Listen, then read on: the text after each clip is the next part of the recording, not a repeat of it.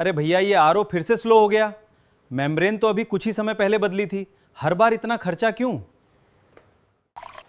Sir, RO में fault नहीं है, फॉल्ट है उसकी पहली सुरक्षा को भूल जाने का। पहली सुरक्षा कौन सी?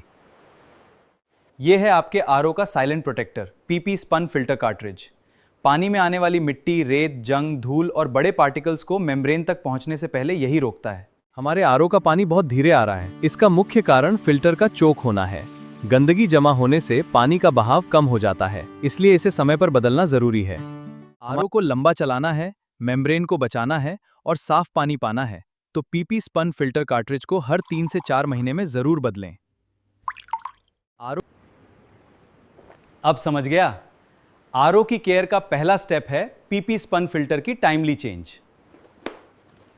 Contact us for more product details and sales inquiries at Microfilter Polymers Limited.